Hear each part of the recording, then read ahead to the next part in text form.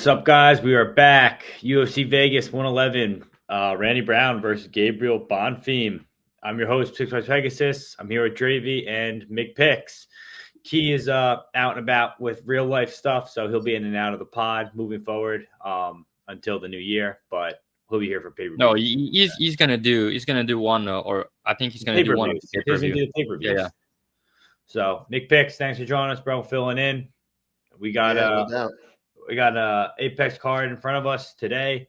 I mean, I guess the first question I'm going to ask you guys is, are we going to see some corruption on this card or what? Oh, my God. Did you guys see that video that Dana White posted? No, I didn't watch it yet. Yeah, it's a good video. He's basically saying I called the FBI and, I'm going to do everything in my power that guy go to prison. Yeah, and he's really pissed, and you really shit on the people that said they got offered money to throw the fight.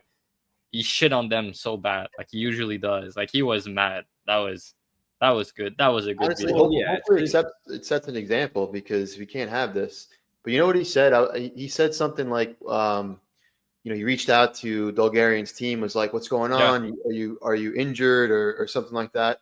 You know, I thought about with the movement for Almeida and Aswell, 3 weeks ago. Yeah. That was a lot of line movement too. I'm sure like this organization reached out to their team. I mean, the dude was obviously injured, but that fight went on still. But either way, it's just been some sketchiness in the UFC recently. I don't know, and you got to look at it like obviously he's concerned because that's the integrity of the sport, right? But people have been fighting injured for years, and that's just because of the exploitation of the how they get paid. I mean, you're on a 10-10 contract for the first 3 fights. You got to fight how many times a year to pay for your family and your training camp and stuff like that. So people are going to fight whether they're healthy or not. So that probably plays a factor into it too, and they probably get offered a hell of a lot more money to just throw the fight, and you don't got to make it look obvious. I mean, if you're dumb enough, you just let yourself get knocked out, but usually sub's the easy way out. No injury, you're fine, you can move on. But I don't know. Yeah, but I mean, the thing is, everybody has injuries, and it's part of the sport. We know that, but there's a difference between injury and being injured that you can fight, like have a broken hand, for example, that you should not be fighting in the cage. That's one. But then also, like, if you want to throw a fight, that's different than just being injured. Because I don't think Bulgarian was injured. I just, bro, like there's no way you can convince me that the takedown that he couldn't finish. No, I know that guy, man, and he's fucking good.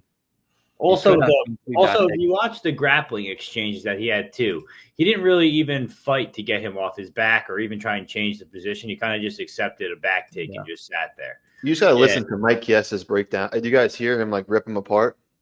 Yeah, a little bit. He talked about like fighting. He wasn't even fighting the choke hand, right? Is that he talked about everything? The way he shot, he didn't blow through the takedown. He didn't change the angle, like everything. And it was just like, for someone who doesn't watch like UFC or someone who doesn't do jiu-jitsu, like that stuff goes miss. But like to hear Chiesa just like rip him like that that's when you knew there was something up.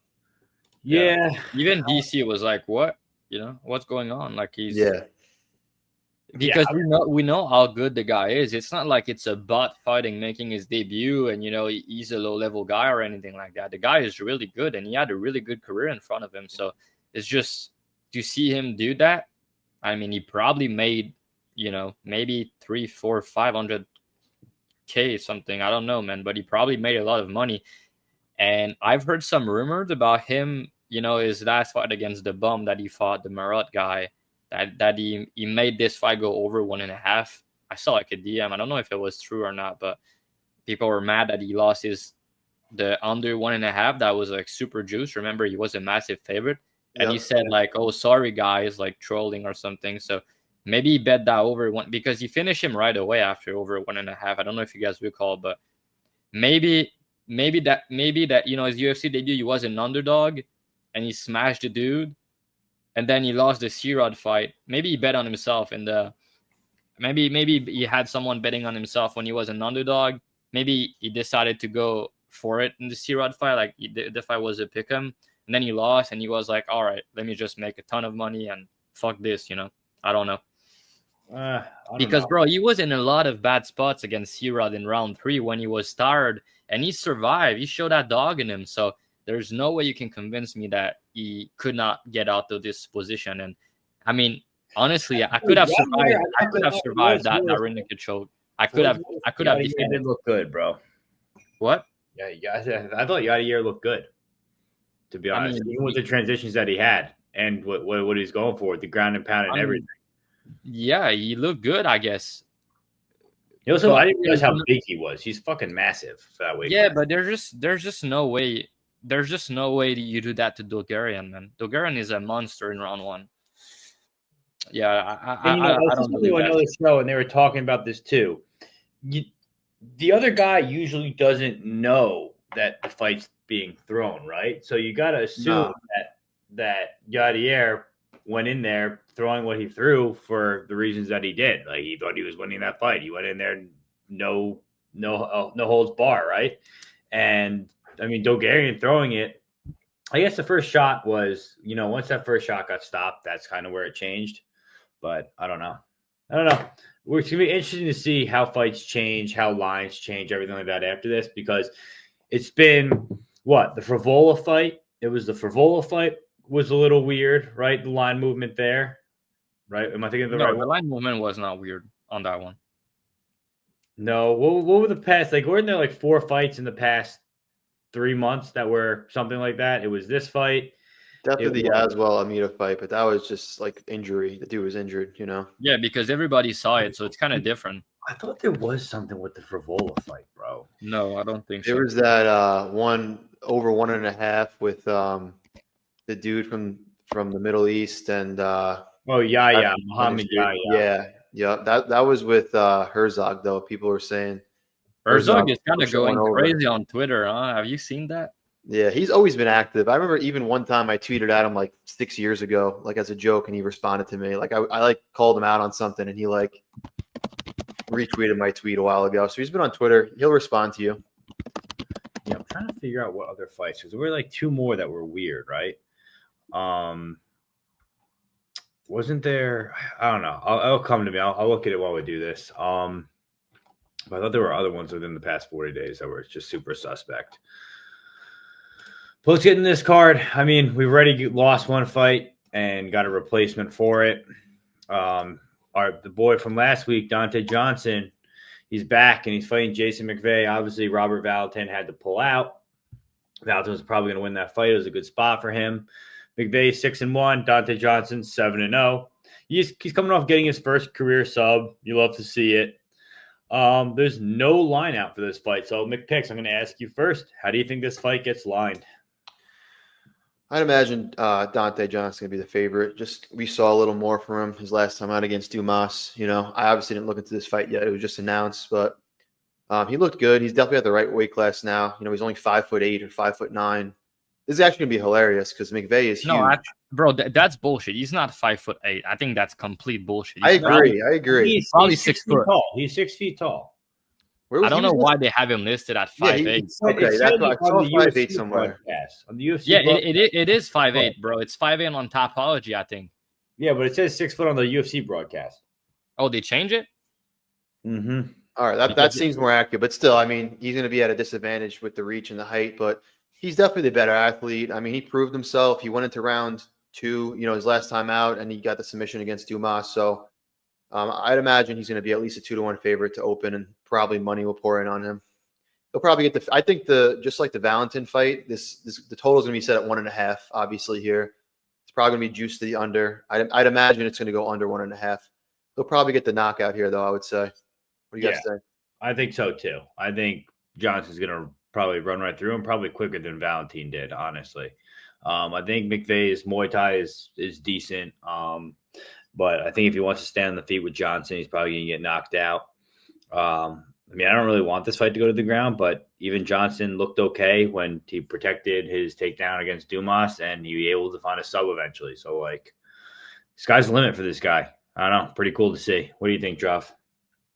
Yeah, he's going to smash him. I think McVey's a bum, honestly, so I'm not going to waste He doesn't belong in the UFC, to be honest. Yeah, I think he's really bad. So I don't think he takes damage well either. Like, even at the Ferreira fight, like, he got one calf kick. Yeah, it was like an inside leg kick, and like you could tell he was like limping already. He got like clipped a little bit, so I don't think he takes damage well. Johnson's definitely a better athlete, more power, so yeah, he probably clips him early on. And yeah, I mean that you're getting on bar from belly to, I don't know how to say it, but the way he's getting on bar, he's been on bar like that in amateurs, and then as a pro, it's not a good look, man. You're not supposed to lose like that at this level. So yeah, I mean Johnson is an insane athlete. I think he's gonna knock him out. Yeah, that's pretty much that one.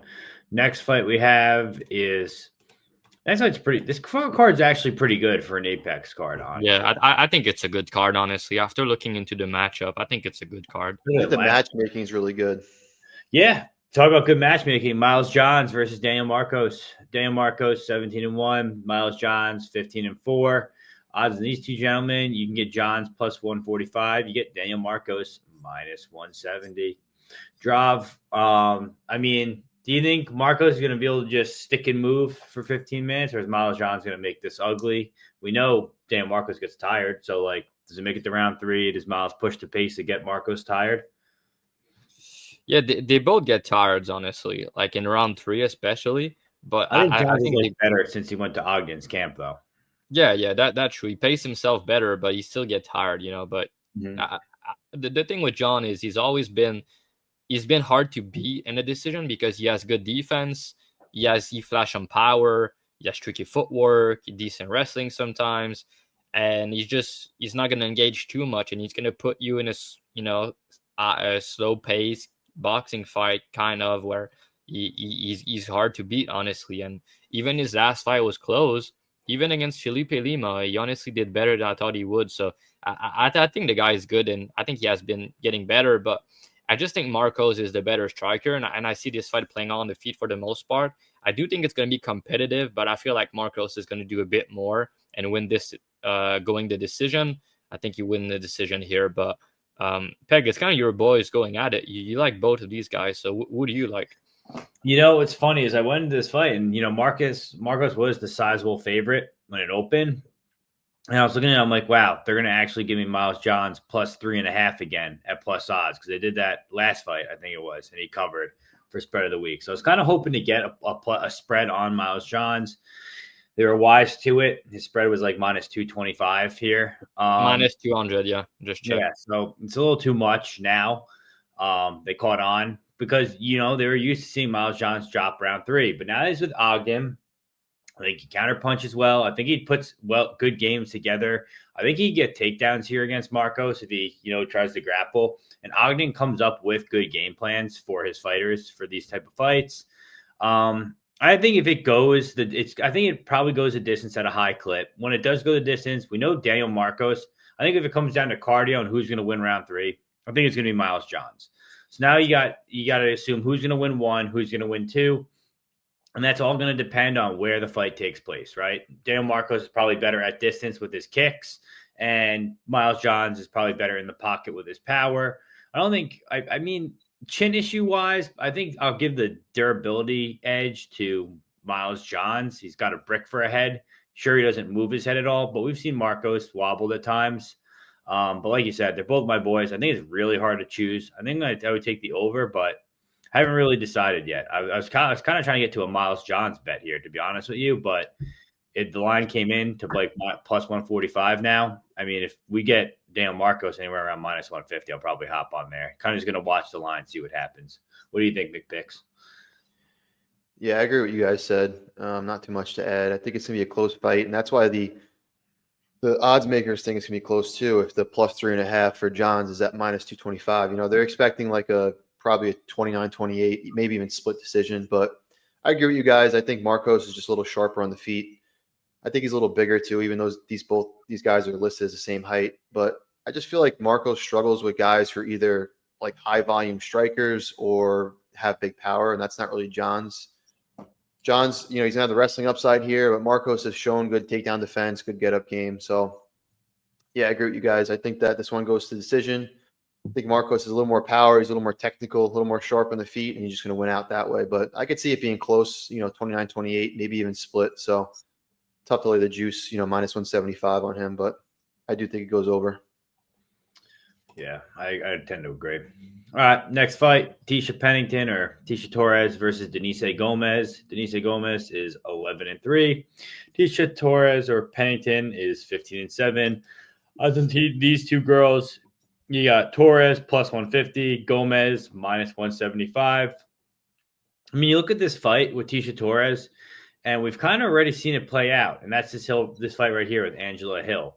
Do you think like we've kind of seen this fight in the extent of Hill versus Gomez and Tecia Torres kind of being similar to Hill? McPix, I'm gonna have you go first. How do you think this fight goes? Is Gomez gonna knock out Tecia? Or is Tecia gonna outlast her?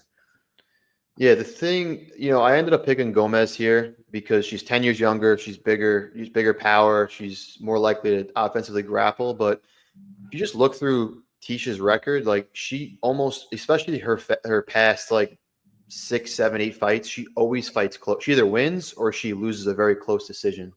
Yeah. So it's not something I don't want to back. And Denise is kind of like, she has a lot of potential. She's young, but she kind of makes some boneheaded decisions. She like accepts bottom position too much. She can get grappled. Like you said, like Ticia's kind of like Angela Hill. She doesn't wrestle as much, but she can wrestle. She can get top time. And sometimes Denise likes to play that jiu-jitsu game off her back. She loses time.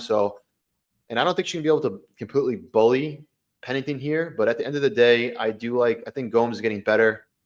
Bigger power. I'm not saying she's going to hurt Torres, who's never been finished, but I do think she'll land the harder shots. And we've seen the judges are just like totally favoring the damage and the big shots over, even volume or control. So I got to go with her. She's 10 years younger.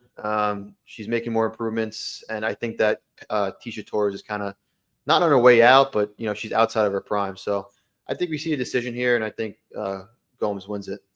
Yeah. Drop, what are you thinking?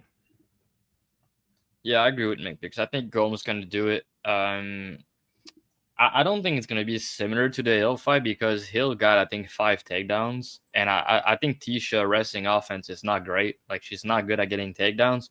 So I don't really see that for her.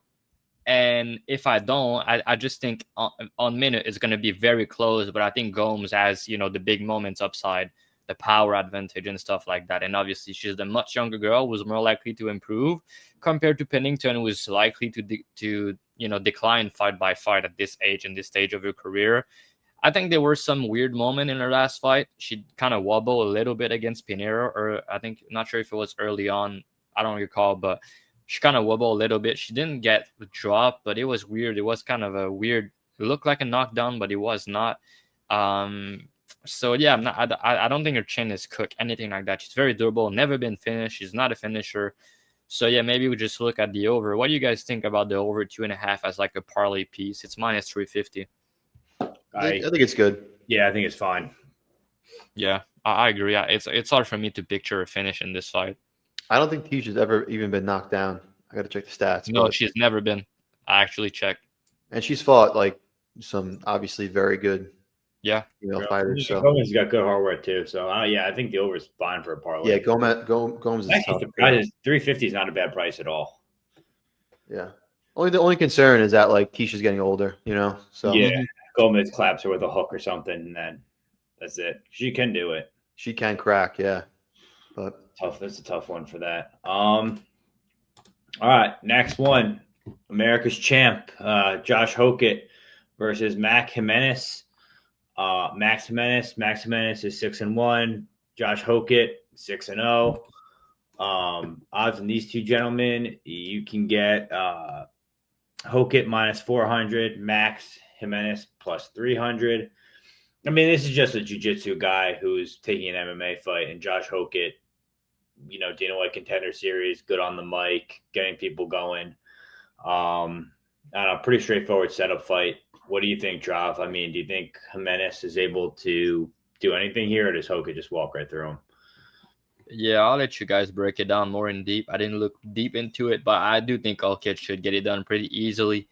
With what I've seen, I don't think Max is really good. He seems really one-dimensional, and I think Hokett can get takedowns, and when he does, he can probably finish him from top position. So, yeah, I think Hokett's going to get it done.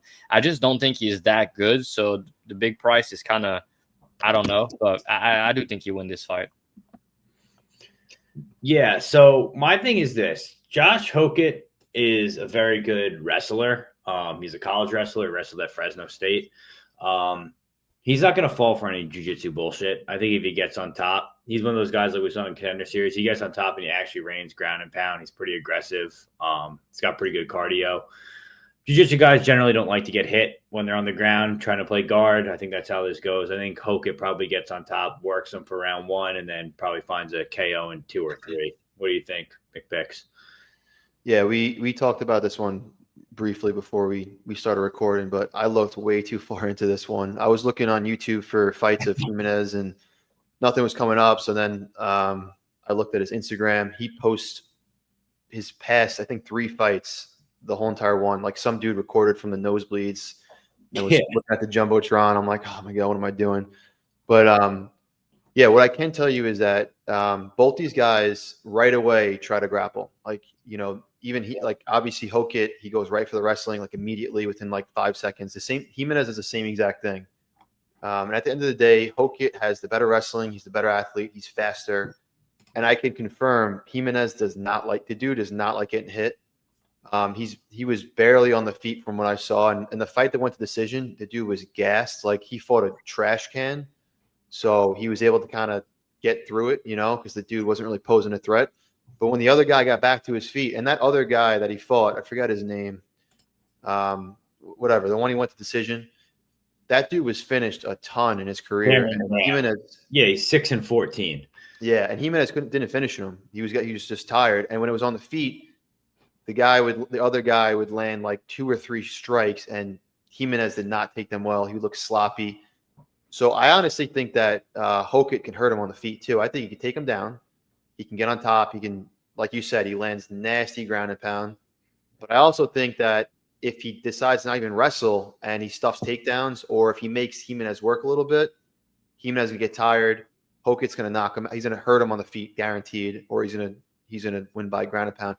The only way I see, you know, Hokett submitting Jimenez is if he gets really tired, you know, like a fatigue thing, kind of like Adolfo Vieira and Fluffy type of thing. But yeah, you got to favor the KO. I think Hokett gets it done for sure. Yeah, pretty straightforward here. What do you think about the total make picks under 1.5? Like pick them. I think it's. I would go under 1.5 if I had a bet, but I think it's tough because I could also see like if I kind of lean over. Yeah, because if Hokett gets on top and like Jimenez knows what he's doing, obviously like he's comfortable on the ground, like he might just make Hokett work. Just you know survive, what I mean? yeah. He might get sloppy around. So yeah, I don't have a good read on the total, but I do think that Hokett. I think that Jimenez is going to get tired eventually if he doesn't get out of there early, and Hokett's going to finish him. What was the Hokett KO? What's Hokett KO number? It's 140. Minus 140 is not terrible. It's definitely not going to sub him. Yeah, I actually kind of like that bet. I think I like Hokett by KO minus 140. That's fine with me. He's not going to submit this guy. I mean, if he does, that's pretty fucking embarrassing. But I doubt he will. I just think it comes later in the fight. And I think if you look at like Hokett's KO2 plus 350, KO3 plus 900, those are probably a little more. On what? Bet online, it says. It's actually plus 250 for round 2 and 750 for round 3. 250 for round 2 is complete garbage. Yeah, it says 350, but it's locked. Yeah, you can't do anything with that. I think that if Jimenez can't get him down early and they're striking on the feet, I think that Hokett knocks him out on the feet. Even though, I'm not saying Hokett's the best guy in the world, but he definitely has power. He's aggressive, and I do not think that this other dude likes getting hit. So no, he's a bum. Yeah. All right. Next fight, we got Buena Silva versus Jacqueline Cavalcanti. Cavalcanti's 9-1. Buena Silva is on a 3-fight skid. I guess 3-1 if you want to consider the no contest. 10-5-1. Odds on these two ladies, you can get Cavalcanti minus 255. You get Buena Silva plus 215. Drav, I mean, I feel like we bet this girl Cavalcanti almost every one of her fights in one way or another, whether it be KO or money line. How do you feel about this with this step up in competition against MBS? Yeah, I've bet her a couple of times actually, but sometimes the odds were not. She was not a big favorite in most of those fights, right? So let me just check. but a lot of those fights, people are not thinking she was that good. So yeah, I actually better to finish the Zara Ferrum, and she did not. But I had her against Nunes big at minus 185. So yeah, I think she's good, honestly. But the problem with her is she doesn't have finishing upside. She doesn't have grappling upside. So it's hard to get to minus 250 in a fight like that, where I think Bruno Silva has submission upside. She has power and she's aggressive. I don't like that she's dropping back. She's going up, back down and weight, 135, 125. I think she does better at 135, so I like that better for her. But I'm not a fan of a fighter dropping back down like that. I don't think it's a good look. She just got her black belt recently, I think 2 weeks ago. I saw on her Instagram. So just something to note. She's a good grappler at the end of the day. She has a nasty ninja choke, and she has some power on the feet. It is dog or pass for me. I could see Bruno Silva making it close in a decision, and I could see her maybe catching Cavalcanti in a front choke. So I think the Bruno Silva submission prop is decent look. But ultimately, I think Cavalcanti is going to outstrike her and win a decision. I don't like how Bruno Silva react when things are not going her way. She's getting frustrated in the cage. She's kind of a mental midget. I don't like to see that. Talking to the ref and shit. I don't like it, honestly. So I think Cavalcanti is going to use her footwork and outstrike her, and Bruno Silva is going to be mad at her for doing so, type shit. But she's going to have her moments in the fight, and she's the moment winner in this one. So I kind of lean dog or pass, but I think Cavalcanti probably wins the decision, but I don't think you should be betting her. Yeah. I mean, honestly, for spread of the week, I was looking into MBS. But what do you think MBS's spread is, Drav? It's probably minus 200 or something. Yeah, you're exactly right, and that's what it was. And I'm kind of like, damn, they're not really giving you room anywhere. And like, if you go look at Twitter and you look around, people are like, everyone's catching on now. Cavalcanti's so good. She's got a 30-27er. She's a sick kickboxer, stuff like that. Yeah, I think MBS's Muay Thai straight up stance doesn't look the best optically, but like she's a strong girl and she's a big girl, so I think she's going to give Cavalcanti some problems. It's probably going to look like a pretty 29-28 fight for Cavalcanti, but yeah, I don't know. I don't think this is an easy test for Cavalcanti at all. She's not going to cruise by here like a lot of people are saying. What do you think, McPix? Yeah, I tend to agree with you guys. A lot of people betting Bueno Silva are hoping that she's going to proactively grapple, but she just typically doesn't. Nope. She's kind of like you said, a mental midget, doesn't have the best fight IQ. One thing to note is I don't think that Cavalcanti has really fought many grapplers though, for the most part. Like I saw the Nora Cornole fight. I didn't watch back the Avila fight. It wasn't available on Fight Pass, of course. And I didn't search for comes January 1st, and then everything should be. I can't wait for that. So dumb, man. You're paying for a service and you're getting half the fights. You pay for a lot of services now, and we get half the shit. It's kind of crazy. But just looking at the stats, like Avila took her down once. I wanted to see that just to see how long she controlled her for, how it looked. So there is a path for Bueno Silva because I don't think Cavalcanti has fought like a real submission grappler throughout her career. And I mean, when I watched the Nora Cornole fight, Cornole took mount pretty easily, and then she got reversed. But she's a kickboxer. Bueno Silva is a grappler. So it could definitely get interesting if it hits the mat. We've also seen Cavalcanti hurt pretty bad. That was at 155 in the regional scene. I rewatched that one back briefly. She got cracked pretty good in the second round. Bueno Silva is not known for knockouts, but she does have some power. But with all this being said, more than likely, Bueno Silva doesn't get her down, or she doesn't attempt enough takedowns. And Cavalcanti is the bigger, longer striker. She's the more technical. She just has the better process. Like, what she's going to do. She's going to have a lot of volume, forward pressure. She's going to throw straight shots, and she's going to outstruck Bueno Silva unless Bueno Silva mixes it up. But I don't think she's reliant to. So it's more than likely a Cavalcanti decision.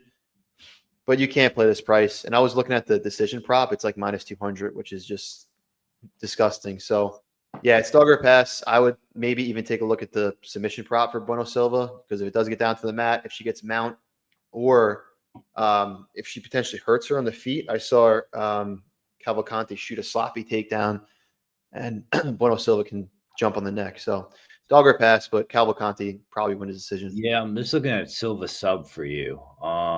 Silva by submission is plus 600. He'll probably be like plus 800 on like FanDuel. Rivers or Rivers, something like that. Get a better price there. All right. Next fight, we have Jamal Emmers versus Haider Amil. Haider Amil is coming off a loss where his chin was finally broken. 11-1. Jamal Emmers, he's 21-8. Who he won last fight? It was against Gabriel Miranda, so a fluke fight. Looking at the odds for these two gentlemen, you get Emmers plus 132, Haider Amil minus 152. Nick Picks, I'm going to ask you first. I mean, man, I've been a guy who's pretty much bet Haider Amil all of his fights so far in the UFC. He's always been plus odds, but now we got him in a favorite spot against a guy in Jamal Emmers, who I think he can break, but it won't be an easy round one. Do you think this line is justified, or do you think he should still be an underdog? I think it's kind of starting to creep towards like not like wide, but like I think maybe like right now, even like minus 140, I think was a little more accurate for him. Mm-hmm. I bet him last time out too against Delgado. I was kind of bummed. I wanted to see that one play out a little more. That would have been a really good fight. But Delgado's proven himself. He's a really good fighter. I just feel that this is like the first fight I looked into. I looked into it last week, and Amil was the underdog still. He was like minus 105, and I was like tempted on betting him. But he is coming on short notice. But I do think that he's the type of fighter that's going to give a guy like Jamal Emmers problems. Oh, yeah. Emmers lost to, early on his career, Julian Rosa, who does the same thing, Nate Landwehr. They're both like pressure guys, volume guys. They don't have the best technique in the world, but they'd be in your face. They have some power, and they're going to throw. And Emmers, I mean, both these guys are a little older, but I think Amil has a lot more tread on the tires. Emmers been around for a long time. I mean, if you look back at Emmers' career, he has a win over Corey Sandhagen, which is kind of crazy, and Alex Hernandez. Yeah. So the guy's been around for a while. Skill for skill, he's the better fighter. He's faster, he's bigger, he's got the better wrestling. But again, Amil is going to be in his face. He's going to throw output. He's probably going to catch him at some point, I would say, hurt him. I could see like Emmers looking good, almost like the Nate Landwehr fight where Emmers is looking sharp and then kind of either slows down or just takes one bad punch and it just kind of changes the whole trajectory of the fight. So I think Amil probably finds his chin at some point in this fight. So I think he's a rightful favorite, but yeah, I would line him at like minus 140 area. See, I think this is a live line spot for Haider Amil, personally. I think Jamal Emmers' first best round is going to come in the first round. I think if he's likely to knock out Haider Amil or hurt Haider Amil, it'll be in the first round. And I think once Haider Amil kind of settles in and the tornado begins or the hurricane begins, that's when he's going to start taking over. And that's like a guy in Jamal Emmers, he'll wilt later on in the fight. And that's when Haider Amil will take over. So I think if you wait, watch how round one goes. If you missed minus 150 on Haider Amil, boo-hoo. You didn't have to play Haider Amil at chalk. Congrats. You made a good bet. And then later on in the fight, if you get him at plus odds after round one, then it's like, hey, now you're playing Haider Amil at plus odds, and he probably wins the fight. So, or you just pass and you don't have to get involved. So, like, I think it's a live spot here for me personally, but I lean Haider Amil to win. What do you think, Drav? I don't have a strong take on this one. It's kind of a hard fight because I think Emmers is more skill, but I don't think his fight IQ is great. I don't think Amil has like amazing fight IQ, but you know what he's gonna do? He's gonna go at it, and he's gonna go to war. He's gonna put the pressure on Emmers, and I just think overall he's gonna do what you need to do to beat and break Emmers. I think he can break him.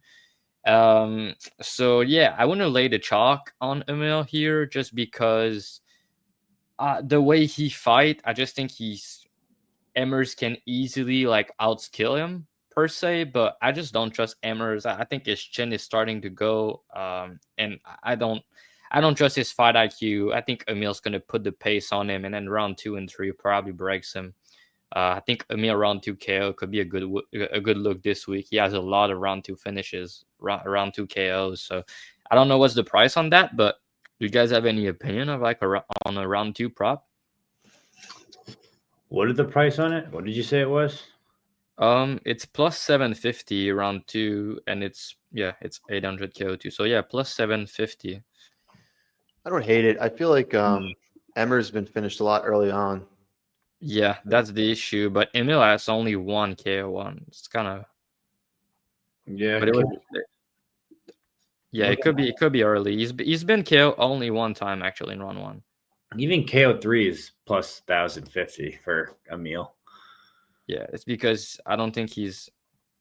Yeah, he doesn't have any. That's why it's like that. But yeah, I mean, I don't know. I feel like just a small poke on the KO2 or just a round 2 prop for Amil can be good. Or I don't know, but I might just pass on it. I don't feel passionate. It's a tough fight to call too because Emmers is actually good when it goes to decision. Like he has good cardio. Yeah. Even good. like his, he beat Jack Jenkins. That was a terrible decision. Yeah, true. Yeah. And even like, got to split the Giga. Like whatever goes to decision, like he fights close, or he wins, So yeah, it's tough. I think it's a little tough to get to Hyder at this price, but yeah, if you're looking at it, probably attack it via props. It just feels like nasty we're playing Hyder and Mill at minus odds when we've gotten at plus odds every single fight before this. And it's not like if you look at the level of competition, we're talking about Fernie Garcia, the Korean Tiger, William Gomes. I mean, Gomes makes sense to be underdog. Jose Delgado, still early on, like Jamal Emmers against, I don't know, Fernie Garcia or a Korean Tiger. Like, I think I would probably rate Emmers better than both of them. Yeah, for sure. And now he's the underdog there, so it's like I don't know. It's hard to play it that way. I agree. You also don't know, like that was Emil's first career professional loss, right? He was undefeated. So you don't know how. I mean, it could be a good thing. Like he could be like, all right, he's got knocked out. What Sean Brady said, like that was a lot of weight on my shoulders, and then now he feels like he doesn't worry about his record. Or he's older though. I mean, he could be like, damn, like I wanted to go. It wasn't an easy one either. It wasn't like a TKO or anything. He got knocked out bad. Yeah. And he's kind of relied on his chin forever. So, yeah, talking about Sean Brady versus Michael Morales. It's in 2 weeks, I think. Any early prediction on that fight, guys? What a hard fight to bet. What a hard because it literally goes one of two ways. If it's on the feet, it's going to be Michael Morales all day. If it's on the ground, like I could easily see Sean Brady out grappling Michael Morales. Yeah, credit to Brady for taking that fight. I think it's like such that doesn't make any sense matchup for him, man. Morales is huge. He's like a freak, a physical specimen, So I think he's gonna be tough to. And he's also a good wrestler. He's a national wrestler for whatever country that is. Yeah. Don't ask me. I'm not great with countries and flags and shit. But yeah, I think the fact that it's a 3-round fight is good for Brady because Morales has ridiculous cardio. I think he's Ecuador. He's Ecuador, yeah. Yeah.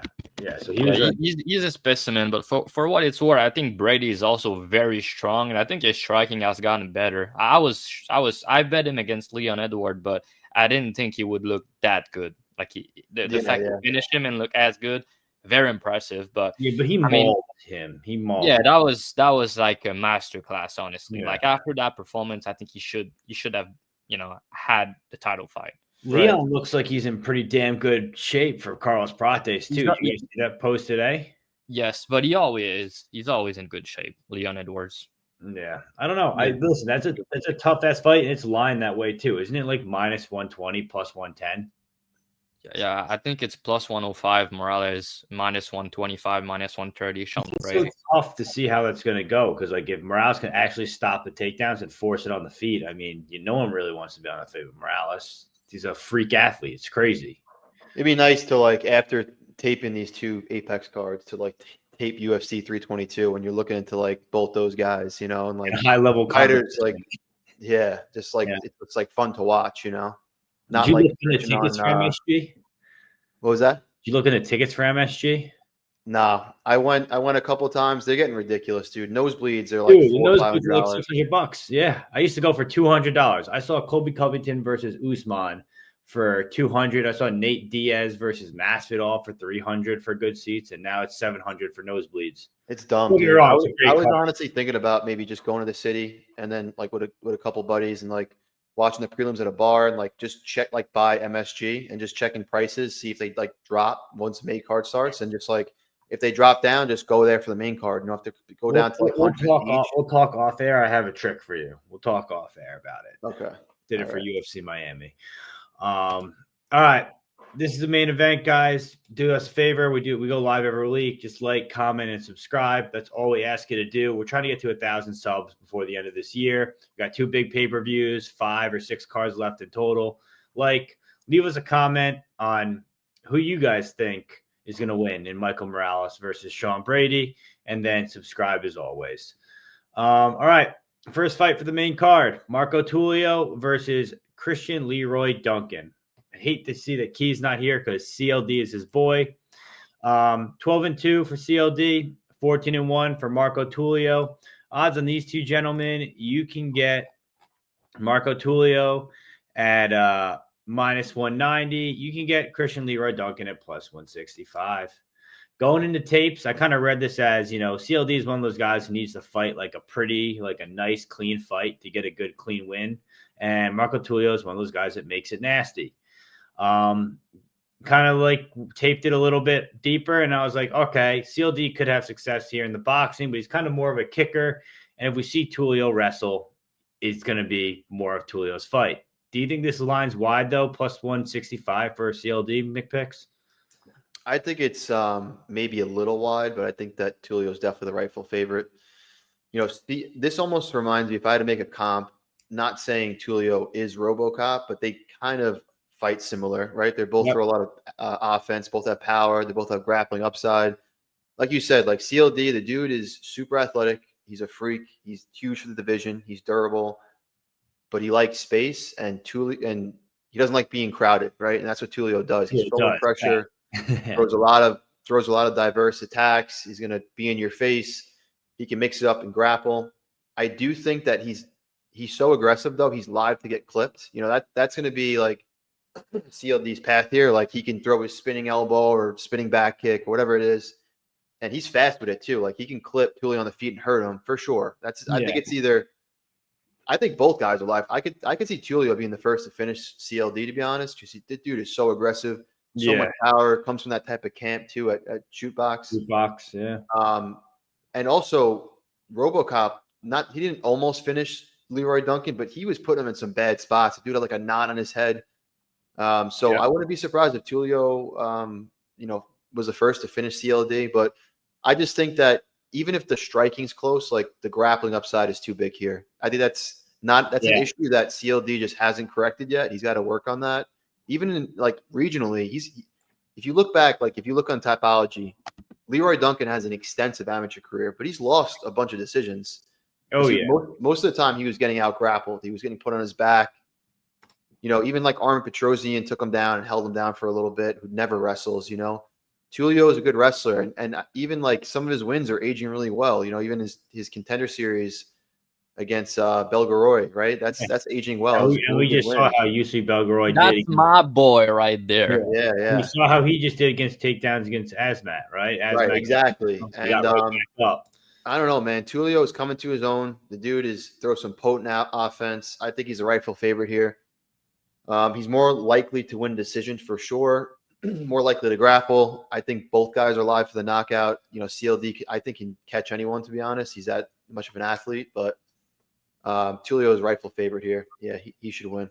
It's funny because there was a point where Midrov and Key were actually, when the fight got announced, we're talking to each other, and we're all like, yo, this is an easy Tulio spot. And it's going to be easy for Tulio to win. And he opened up +120, watched it at -110 for a bit. And I was like, I got to go in and tape it. I got to do the right thing and tape this card. I should have just bet it before, because by the time I'm taping it, he's -175. So yeah, I got him at, I think, +120 and -110. Yeah, great. And then it kind of sat around -130 and -140, and then overnight it went to -180. I watched it in my eyes. I watched it go in front of my eyes. But that's a great bet. I think Tulio's a side here as well. What do you think, Drav? Yeah, I actually wanted to play the over there because I think Tulio win, but I think it's going to be a decision personally. But man, I mean, it's a fucking tricky fight to bet an over on. Let me tell you that, because it's going to be a chaotic fight. It's a scary over to have to deal with. Man. I mean, the way Tulio fight, like Mcvey said, he's reckless, man. I mean, he's good, but he's reckless. He can be caught. Even Trajan Gore, man. I mean, it was a good performance, but he got clipped. He got kind of wobble and dropped a little bit in that fight. And he got knocked out on the regional before. So it's not like this guy's invincible. He can be cracked. He can be hurt. And I think CLD, with those spinning shit that he does against a guy that's going to be reckless, that can that can be an opening for a knockout. And CLD is just in that. They're both very athletic, very, very physical freaks. It's just interesting to me. CLD has never been an underdog in his UFC run against, like you guys mentioned, RoboCop, for example. He was minus 125, minus 130. So I'm not really willing to pay big chalk against him because the market respects him a lot normally. And I think that he's probably improving. But yeah, I think Tulio is the better fighter. I think he has more paths to victory with the grappling, with the power, with the pressure. And CLD in the decision, the problem is he doesn't do much. And I think Tulio is going to do way more, and he can maybe take him down. But I don't think Tulio is going to submit him. I think if there's a finish, it's more likely to be CLD knocking him out, actually. But I think Tulio can also crack him.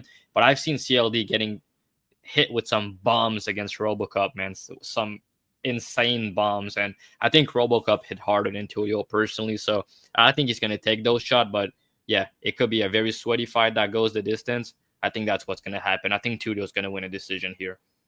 Okay, let's take a look here. All right, Ricky Simon versus Raoni Barcelos. Barcelos is 20-5, and he's strung together 3 good wins. Ricky Simon on a 2-fight win streak. He's 22-6. Odds on these two gentlemen, you can get Ricky Simon minus 163, Raoni Barcelos plus 143. Drav, I'll have you go first here. I'll be honest, I already bet Ricky Simon at minus 150. I just think, what do you think about this fight? Do you think it's is fairly lined? Do you think Raoni Barcelos is getting discredited? It's a good fight.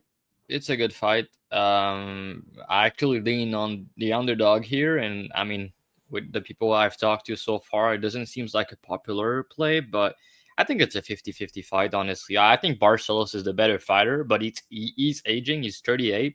But honestly, I think he had one of his career best performances against Talbot. Even in the striking, he did clip Talbot with some big shots. And the problem with Barcelos is he's been hurt a lot in his last couple fights, right? So that's an issue. But I mean, honestly, Ricky Simon is chinny himself. He doesn't have the best chin. He's been hurt multiple times. And I think Barcelos is the better striker of the two, personally. And I think one big weapon here is the calf kicks. My problem is Barcelos doesn't use them all the time, but he has some nasty calf kicks. And I think Ricky doesn't deal well with them at all. He doesn't check them. So that can be a big weapon that can make a big difference. And I think they can both wobble each other. I think Ricky is more likely to knock him out, though. But, 2 fights ago, I played Ricky against Javid as a big underdog, and people were saying he was washed and he was done. And now people are back on his train after a win against Smotherman, which he didn't look good in round 3, by the way. And it was a super easy matchup for him. So, yeah, I mean, knocking out Bashar was impressive, the way he caught him and everything. But there's some performance that he had that he didn't look good at all. And I've noticed some of these fights sometimes he slowed down a bit more. He slowed down in round 3 against Batista. He slowed down in round 3 against Smotherman. He slowed down a bit against Oliveira as well. And he used to have elite cardio, Simon. I don't think he has bad cardio, but I think Barcelos pushed through it a little bit more, even though he can be tired himself. I kind of think he's going to do better as the fight extends. And he just throw more volume on the feet, and I think he has more weapons. And then I think he also has the better BJJ of the two. Then, yeah, maybe Ricky can take him down. But then what? I think Barcelos is going to get back up. Barcelos has 85% takedown defense. I know he can be taken down, and Ricky is an explosive wrestler, but I don't think it's going to be easy for him to take him down. And I really don't see him having an easy time holding him down. So if it play out on the feet, I kind of favor Raoni a little bit. And yeah, I'm worried about him getting caught and being older and stuff like that. But honestly, he looks to be on every supplement possible. On his Instagram, he's shredded and he looked very good.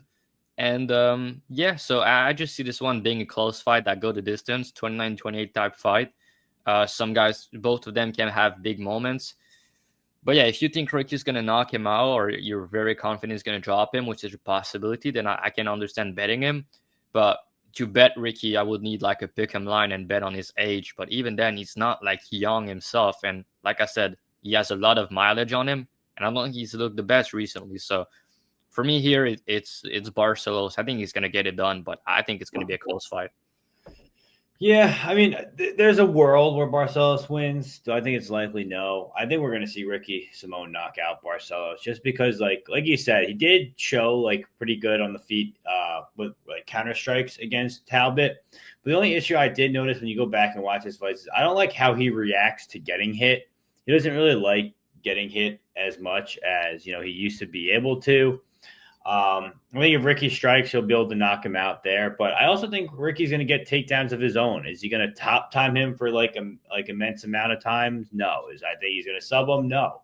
But I think he's going to mix in the takedowns when he needs to. I think he's going to outstrike him on the feet. I think we're going to really start to see, Raoni Barcelos' age here. So I took Ricky Simón minus 150. Seems fine for me. What do you think, McPicks? Yeah, I think Ricky's the rightful favorite. To be honest, Barcelos has 85% takedown defense on paper, but if you look at who has been trying to take him down, he really hasn't fought many grapplers. Like he fought Umar, but there was no takedowns attempted. And besides that, he really hasn't fought many grapplers. So my concern in backing Barcelos, even though I've always been a Raoni Barcelos fan, the dude is so good, well-rounded, is that I just think that he hasn't fought someone like Ricky who can chain wrestle and just kind of put a pace on him. So even like Christian Quinones had a lot of success with the grappling against the cage. Like he was holding him, he was kind of wrestling, grabbing his ankle, and Barcelos, he didn't look lost or anything, obviously, but he was having a hard time getting Christian off of him. So yeah, I just think that the youth obviously is on Ricky Simon's side. Both guys are well-rounded. I just like the pace, the pressure, the cardio, the output of a guy like Ricky, and he's not going to break Barcelos, but I just think that he's going to do more over the course of 3 rounds. So I think he's a rightful favorite. All right, next fight, one of the Bonfim brothers, Ismael Bonfim versus Chris Taco Padilla. Chris Taco Padilla 16-6, Ismael Bonfim 20-5. Odds these two gentlemen, you get Bonfim minus 200, Chris Padilla plus 170.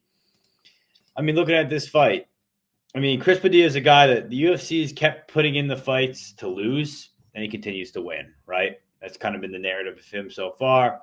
Now he's getting a Bonfim brother on a Bonfim brother main card.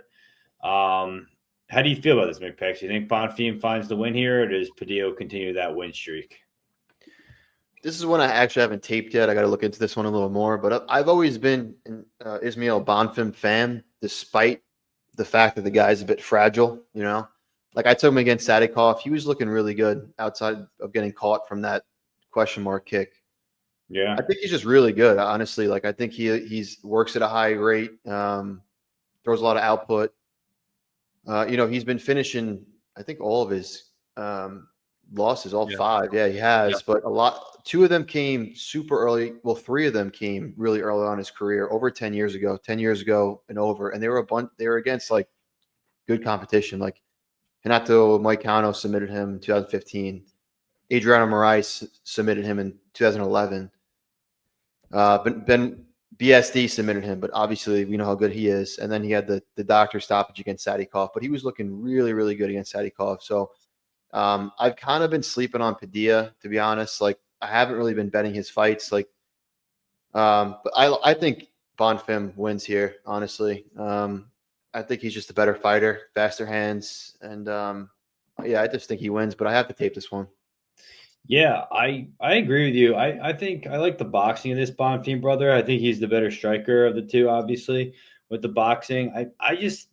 I think he's gotten a tough break, and now he's getting a guy in Chris Padilla where he'll be able to get the striking going. I don't think he's going to have to worry about too much grappling or anything like that.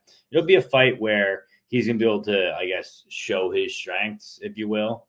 And I don't think he'll have an issue here. Chris Padilla, but that's the thing is like you never know with this guy, Chris Padilla. So it's hard to say. Lines coming in on the fight. So like we're at Padilla plus 170 now. We're at minus 200 flat. If we can get like a minus 180 line on Bonfim, I wouldn't mind playing him straight for like 2 units, but I don't know how realistic that is. What do you think, Drav? Yeah, I think as you guys said, the market keeps sleeping on this Padilla guy, and the market keep overrating this Bonfim dude. And for some reason, they're doing it again here. I think it's a close fight. I think Padilla is going to get the upset again here. He's been priced as an underdog in his last 3 fights, and he's won. And Bonfim has already shit the bed twice in his UFC career. Yeah. So one thing about Bonfim, you've mentioned the fact that yes, he's been finished 5 times, and yes, some of them were early in his career. But you can tell that the guy doesn't like adversity when things are not going his way. He's super skilled. I agree. His boxing is really good. And you can see that he's talented. But that Sadiq, like that Nazim fight where he was looking good, everything was doing everything like he wanted. And then you get caught with the big question mark kick, right? You get wobble, he survived, but he got a cut. The cut was under his eye right there. The cut was fine. It was not affecting his eye or anything like that. He quit in the corner. They just put it how it is. He quit. He didn't want to continue. You can see in his face the way he was reacting after that cut, the way he was so discouraged about that cut. He wanted out. Like, I know it sounds confusing after what he said to the doctor and everything, and he acted mad after, but the guy wanted out. And against BSD, yes, it's BSD. But the guy was not defending the ends when he was getting choked out by the rear naked choke. He was not defending the ends. And you can see on his resume, a lot of the times he's been submitted is the rear naked choke. So that's one of his weaknesses. He's not good in that position. And if you pressure him on the ground, if you try for that rear naked choke, he's going to break eventually. And Padilla has actually a good back take and a good rear naked choke. So that's one thing. So in this fight, the way I look at it, I give Padilla all the grappling upside. Not to say he's an amazing wrestler, but he's going for it a couple of times in the UFC, and he actually has one submission win by rear naked choke in the UFC. So I think he can take him down potentially. I think Bonfim takedown defense is solid, but I do think Padilla can maybe get a takedown or two. And if he does, he doesn't have the best control. But if he gets to the back, I think he can win minute that way. I think he can potentially find the submission. On the feet, I favor Bonfim. I think he's a sleeker striker by a decent margin. But Padilla is just a smart dude, and he's a winner at the end of the day. He has good fight IQ. He watched a lot of tapes. He said that himself. And that elbow that he has is super nasty, man. The elbow that he got Rongzhu with, Rongzhu is really, really fucking durable. And that elbow that he got him, that shut down his eye was super, super sneaky. And if he hit Bonfim with a elbow like that and he get a cut or anything, the fight's going to be over. I'm telling you that right now. And he landed that elbow against Rongzhu. And he also landed that elbow against Jai Herbert in round 3. Because remember, against Jai Herbert in round 3, was winning early. And then in round 3, got caught with a big knee. And he was the one bleeding. He had a cut right there, bleeding in his eye. What he did when that happened, he was like, all right, let's go.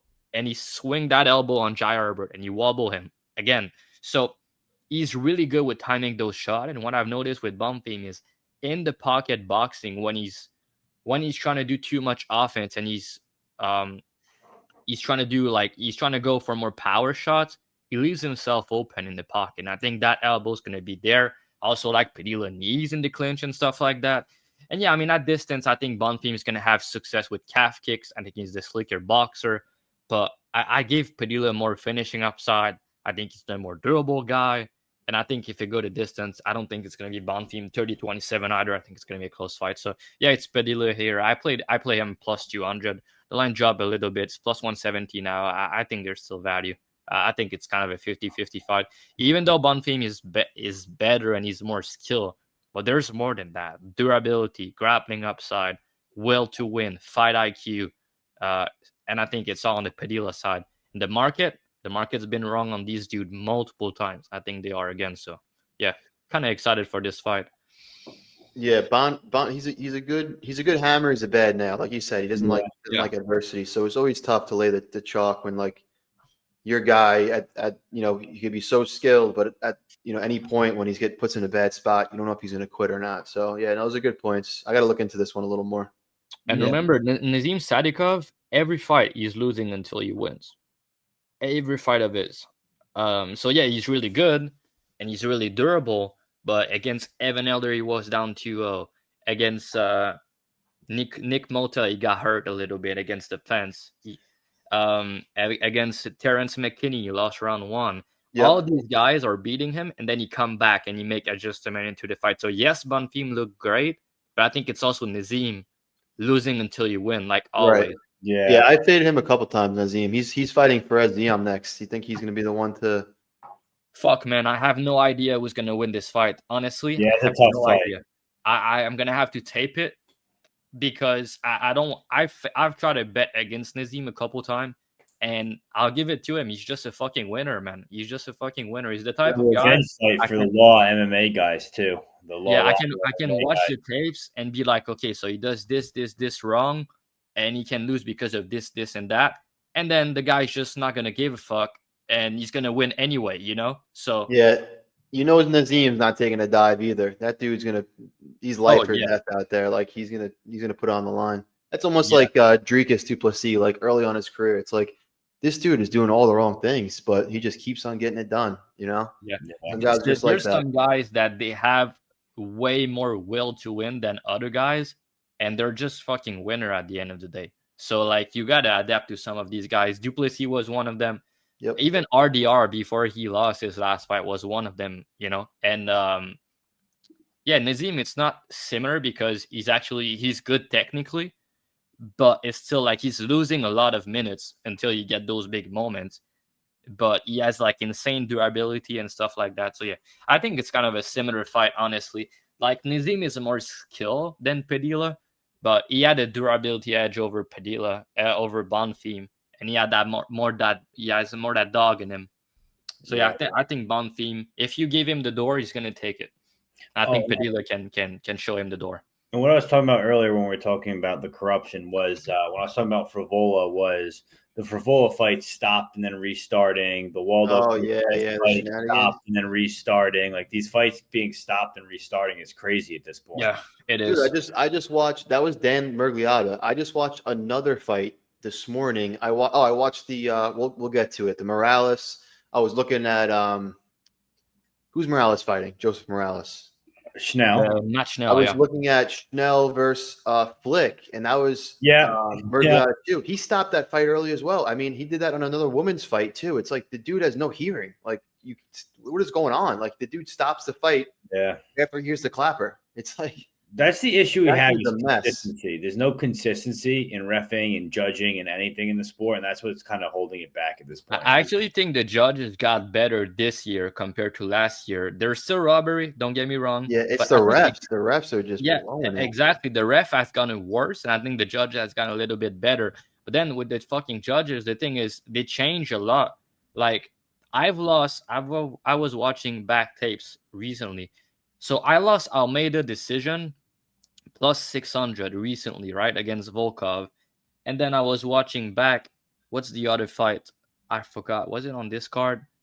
Similar fight, man. It's was it Randy Brown?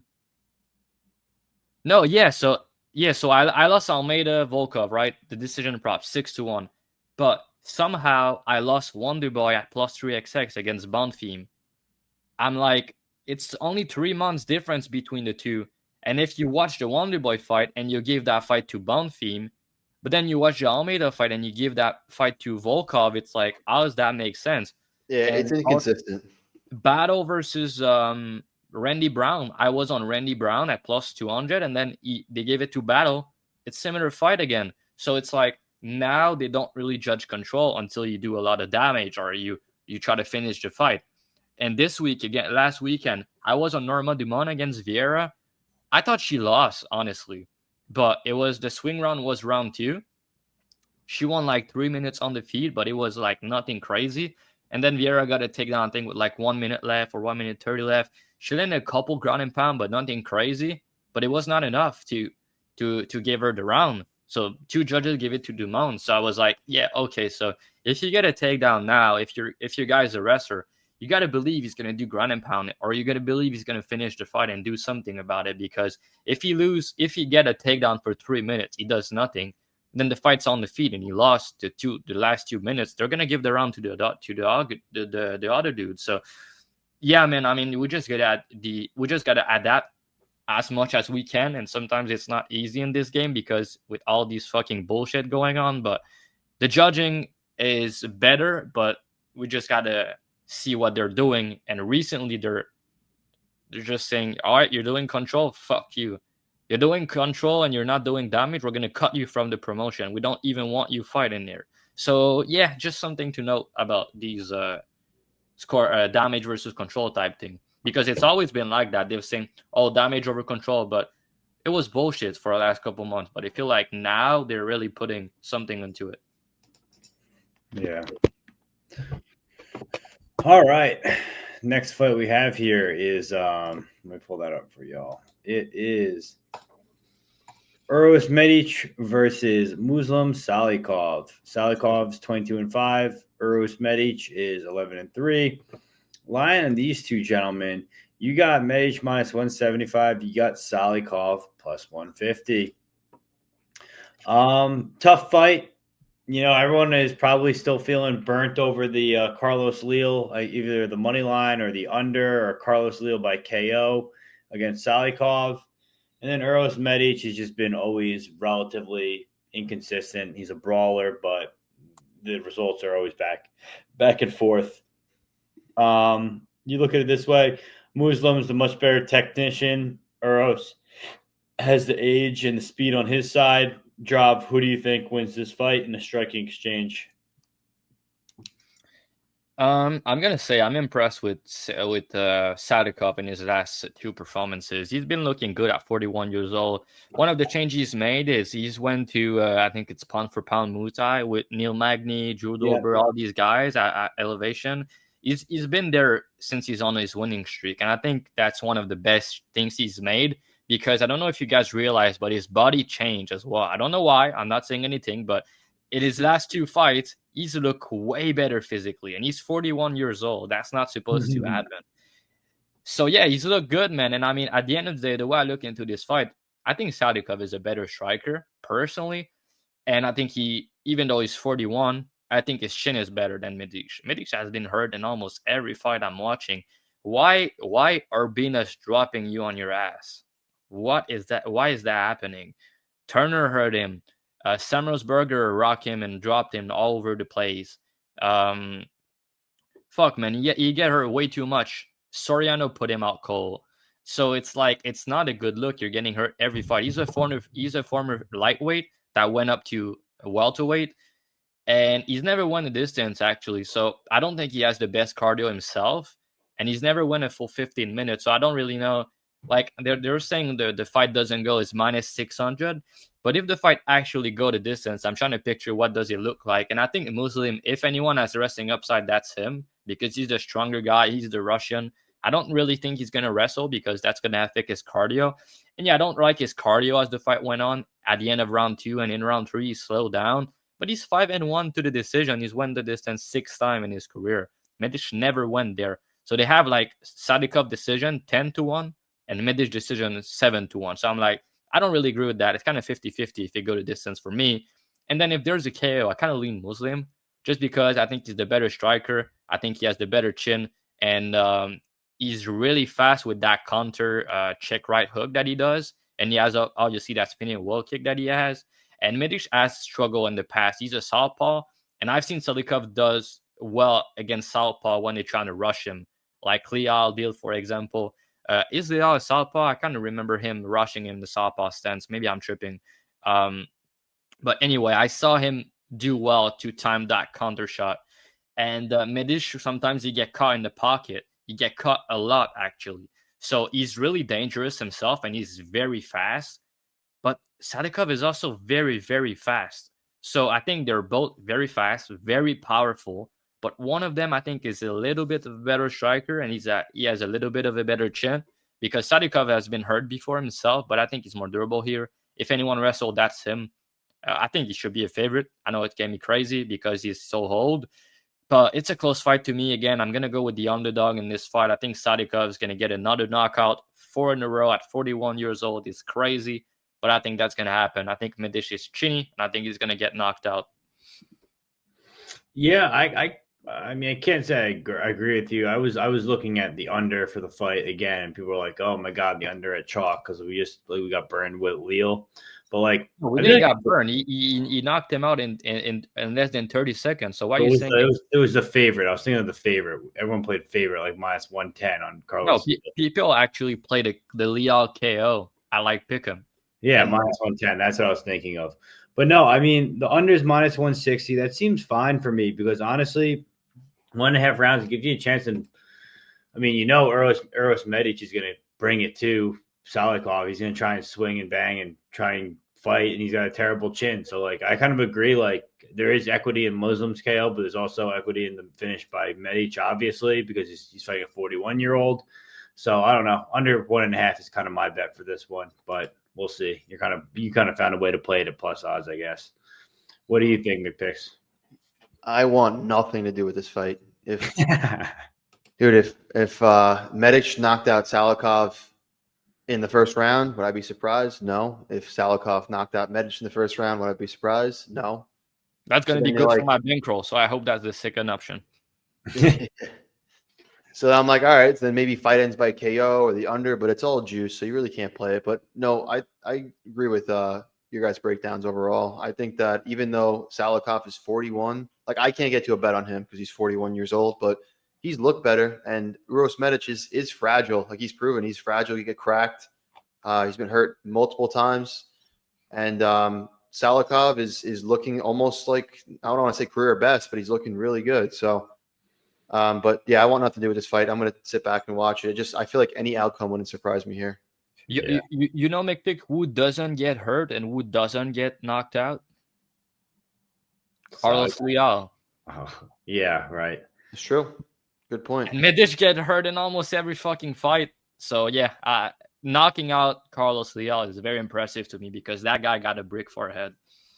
Yeah, it was. And that was slick, man. That was slick. Dude, he's a great tactician. It is what it is. No other way to put it. But all right, next fight. Talk about not a slick tactician. Matt Schnell versus Joseph Morales. Joseph Morales is 13-2. Matt Schnell's 17-9. Odds on these two gentlemen, you can get Matt Schnell plus 250. Joseph Morales is minus 300. McPix, how do you go first? How does Morales win? Does he win by KO or by sub? Yeah, I think both are on the table. You know, I was looking back at this guy's career. I don't know how he was like, obviously hindsight's 2020, but like how was he such a big underdog to Idaris or how do you say his name? Iridis. There you go. And looking back at Morales' career, like the dude has put together a good string of wins. Like he's lost. The only time he's really lost decisively was to Figueiredo, the champ, like the hardest hitting flyweight ever. So yeah, he went to a close decision with Eric Shelton, who's not a bad fighter. And then after that, I mean, even his performances on the Ultimate Fighter were really good. Like Eduardo Henrique is a good fighter. Choked him out in the first round. Imanol Rodriguez. Yes, that fight was close. You could have maybe gave it to Imanol, but it was close, man. And he beat him. I mean, that guy's really a really good prospect. Morales is well-rounded. He has great cardio. He's durable. He pushes a high pace. He's a slick grappler. So I think that he's going to give a lot of guys problems, to be honest. And he's only 31 too. I feel like he's older, but he was in the UFC 7 years ago. So he was, 24, 25 years old, 23 years old when he was in the UFC. So, and then you have Matt Schnell on the other hand. This dude's chin has been dust for like 7 years now. I mean, the guy's a flyweight, and he's been finishing 8 of his 9 losses. That's an insane stat at 125. So, Matt Schnell, he's a good fighter. He's technical, but I mean, the dude, can we talk about how he taps with both his hands when he's caught in submission? Double tap. The patent double tap. Yeah. I mean, like both times in the UFC to Brandon Borbal's guillotine, double tap. And then Cody Durden's front choke, whatever he did, double tap, like immediately too. So Morales is slick, man. And I think he has some power too. I think he can knock out Schnell. Schnell's 35 years old now. So I think that there's multiple paths to victory for Morales. And the guy's not a boring fighter. He's gonna push the action. He just got his a finish last time out as a big underdog, and I think he gets a finish again. So, yeah, I tend to lean the sub, to be honest. I like to think that Morales likes to lean on his grappling and his wrestling, and like you said, we've watched this guy double tap multiple times. I mean, we know what the UFC is trying to do here at this co-main event, right? Like, they're not here to have Matt Schnell come out here and win. They're out here to put on a showcase for Morales and get some fresh blood up to the top of flyweight. That's what they're trying to do, because Pantoja's pretty much cleared out everybody, and he's going to clear out Josh Van in December.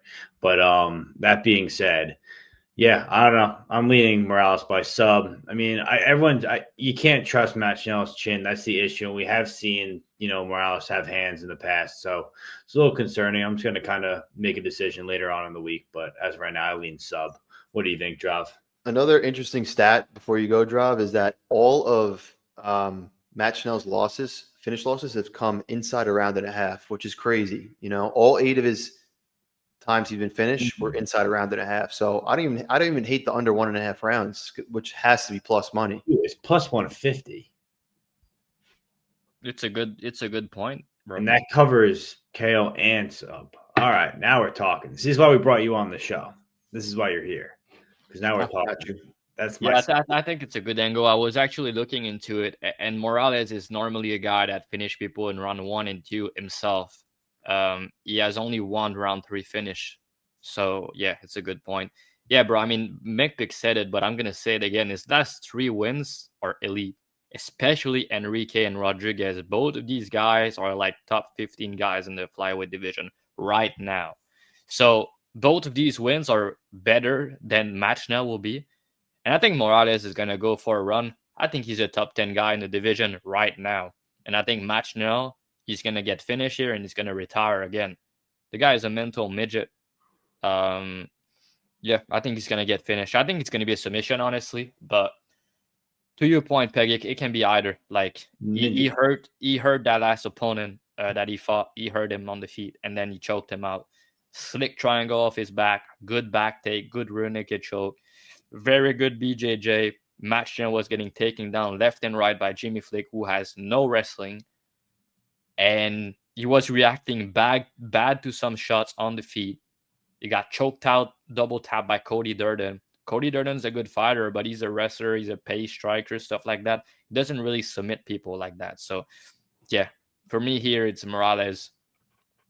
And, the money line is probably short at minus 300. I think he should be around 80%. Matt Schnell also cannot help himself. Like, the dude, even though he's been knocked out and hurt and submitted so many times, he will brawl every single time. That's what he does. He will not shy away from a firefight, and all of his fights are. He doesn't. I mean, credit to the guy; he's a fan favorite. Like, he puts on really good fights, but the dude will not shy away from a firefight, and he doesn't have the chin to back it up. Is he still at Fortis? Do you guys know? Because if he is, no, he did hit a different camp for this fight. Oh, he did. Okay. He hit a different camp for this fight. All right, main event time. We have Gabriel Bonfim, the other half of the Bonfim brothers, versus Randy Brown. It's a shame Key's not here because this is a Randy Brown podcast. I think we all tend to enjoy watching Randy Brown fight. Randy Brown is 20-6. Gabriel Bonfim 18-1. Brown is plus 160. Gabriel Bonfim minus 185. I mean, I'll start us off. I don't know how you could watch that Wonder Boy fight and then go into this Randy Brown fight and be like, yeah, he's 2XX to Gabriel Bonfim. I don't get it. He's younger, more athletic. Takedown defense may not be as good. Get up game's fine. Sometimes tries to play jiu-jitsu, but outside of that, striking is going to be faster. He's going to be stronger. Gabriel Bonfim, my opinion, I thought he lost that fight to Wonder Boy. Sure, he did lost that fucking fight, bro. I had plus 3 something on Wonder Boy. I did too. He lost. And I think I had Wonder Boy spread of the week. I think that hit, so that was fine. But or maybe did it not? Did someone give him a 30-27 for Bonfim? Do you remember, Josh? It was 29-28 split. 29-28 split. All right. So, yeah, he got robbed. But, I don't know. I like Randy Brown here. I did it again. I played the big odds against the Gabriel Bonfim. He's just a grapple first guy. And can he get his grappling going here? Yeah, I think so. But if not, if he's stuck on the feet, it could look a lot like that Wonder Boy fight. And now I'm getting plus 2XX to play the same bet again in a 29-28 fight. Except this one's obviously a 5-rounder, so it would be a 48-47 fight. But either way, I don't know. Randy Brown looks good to me. What do you think, McPicks? This is the other fight that I did not get around to looking into. But I remember watching that Bonfim versus Wonderboy Thompson fight. I thought Wonderboy won it as well. But yeah, I mean, I feel like Gabriel has improved himself in terms of ever since that Dalby fight where he totally kind of, he's always fought balls to the walls, like even throughout his regional career, and it's worked for him. And then he like kind of went into you get into the UFC, you just can't always do that. I feel like he's fought a lot smarter since then. The dude is well-rounded. He's big, dangerous everywhere. So he definitely has a lot of upside for the division. But yeah, after that Thompson performance, and now you're fighting like a big dude in Randy Brown, who's experienced and also good everywhere. I don't know if he should be this big of a favorite. So, but this is another one I gotta watch a tape on this one. I just kind of looked to the stats and everything. So no strong opinions yet. Droff, what are you thinking? I mean, I think you gave Brown out as your bet of the week, right? Your free bet. Yeah, you guys saw that picture I posted on that free bet? That picture goes hard, man. I'll go look right now. Yeah, it goes hard. You can show it if you want. That picture goes hard, man. I mean, that last KO was slick, super slick. Yeah. So the way I look at it is, yeah, obviously Bonfim, he's look at that and make picks. Woo! Yeah, I had the under in that fight. That was plus money, that under. Yeah, I had Randy Brown ITD. That was a good one. So did I. That was a crazy fight. Yeah, he broke his. You guys remember his nose? Like the way he did his nose, that was pretty crazy. Sick. So yeah, I mean, there's another fight where we have another Bonfim brother, and I think this Bonfim brother is actually good. I think his grappling is really solid. Front choke's nasty. Boxing is decent. I think his cardio got a little bit better. He paced himself a bit more. But there's still issues. One of them is, again, when things are not going his way, and if he can't get his game going, it's not going to look good. And he has a good jab. I'll give him that. So everything that he does on the feet goes with the jab most of the time. And Randy Brown actually, I think, has a better jab than him, and he's longer than him. So I do think that's going to neutralize a lot of Bonfim offense on the feet, because I do think Randy Brown is a better striker, and he's the longer guy. And obviously, I think Randy Brown has better cardio. I just think Bonfim at minus 200 in a 5-round fight, what can go wrong? What can go wrong? If he doesn't finish this guy early, then what? Then what's going to happen in round 3, 4, and 5? Not to say Randy Brown is a cardio machine or anything like that, but he's way more proven in 15 minutes fight. He has way more experience against good competition. And, I mean, he should have won that Brian Battle fight. He should be on a 5-fight winning streak. So, yeah, obviously sometimes there's some issues about Randy Brown. The GCDS fight, he didn't look too good when he got taken down and he almost got choked out, but he didn't panic. And then, yes, he got choked out against GDM, but it was a club and sub. He was rock. He was not there. It was basically a TKO. But you got to go long before he got sub again back in the day. So I don't think his grappling is poor. But yeah, his takedown defense is okay. I think Bonfim early on is probably going to take him down, and then the submission could be live. But the over 2.5 is minus 125. So if they're saying it's 55% imply it goes over 2.5, then I don't think you can get to Bonfim minus 200, because if it goes over 1.5, I don't think he finds a finish personally. I don't think he has the style in the game to find a finish in late round 2 and round 3 normally. Most of the time, at least. You can still get a guillotine or something, but that's less likely as the fight goes. And I think Randy Brown at distance is going to piece him up. And yeah, I think this line should be way closer. So yeah, I play Randy Brown here. I think he's going to win this fight, but not the fight I'm the most confident about, because again, I could see how it could go wrong easily. Like Bonfim take him down and get that submission early like he does. Then it is what it is. And Randy Brown can be hurt sometimes on the feet as well. So that's another concern. It's not a perfect bet, but you don't really get perfect bet at plus 165. And yeah, I think he's the side. I think he's going to defend a lot of takedowns, survive early on, and then cook from there. All right, guys, that's the show. That's UFC Vegas 111. I'm your host, Pegasus. McPix, thanks for joining us, brother. Where could these guys find you? I know you got your Twitter. What else do you have? Yeah, Twitter at McPix MMA, and also Dub Club. Post all my bets on there, and parlays. I do some long shot parlays on there. Occasionally, I'll post them on Twitter too. But yeah, most of the stuff I post is just on Twitter. And yeah, always a good time breaking down fights for you boys. So hopefully, we make some money on Saturday. Yeah, that's the goal. That's the goal. And we'll talk about MSG. Drav, I mean, now's the time to buy his odd chopper. You got the last, 6 cards of the year left. Got to close out the year strong. You're going to get all those cards. You buy 1 month. I pretty much think you get all of them. So that's the way to go about it. Guys, don't forget to like, comment, and subscribe. And we will see you next week for MSG, right?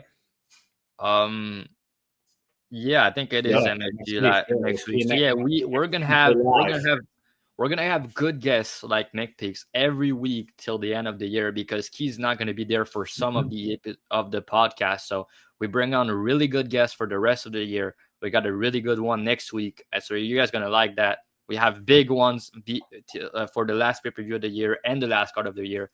Everything is booked. Everything is ready. We want that 1K subscriber. So if you're watching, you're not subscribed yet, leave us a like, subscribe to the channel, and let us know in the comment who you got in the main event and how you think they're gonna win. So yeah, good luck this weekend with your bet. And yeah, after all that bullshit we just had, let's hope this weekend's gonna be good and we can go back to normal. Let's go. All right, guys. See you next week live, Tuesday at 9 p.m. Peace.